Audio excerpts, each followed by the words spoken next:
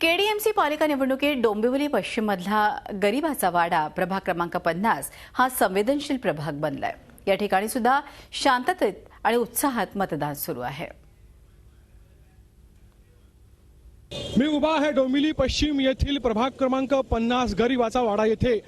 ह्याच गरीबाच्या वाड्यामध्ये परवा रात्री धुमश्चक्री झाली होती। जोरदार आरोप करण्यात आला होता भाजपावरती।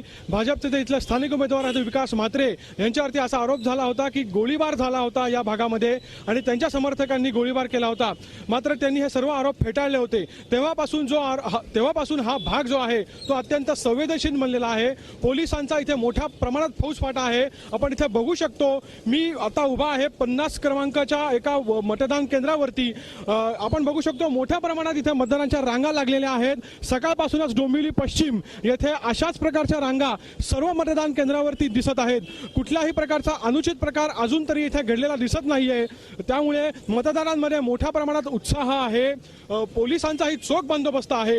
एकूणच कल्याण डोंबिवलीमधील मतदानाच्या टक्क्यावरती नेहमीच साशंकता व्यक्त होते। नेहमीच प्रश्नचिन्ह निर्माण होत असतं की मतदानाला बाहेर पडतील की नाही। मात्र आपण बघू शकतो अशाच प्रकारच्या ज्या रांगा आहेत त्या डोंबिवली पश्चिम येथे मोठ्या प्रमाणात बघायला मिळत आहेत आणि मतदार जो आहे तो आज मतदान करायला मोठ्या प्रमाणात बाहेर पडलेला आहे। व्हिडिओ जर्नलिस्ट अभिषेक सह विशाल वैद्य, झी मीडिया, डोंबिवली।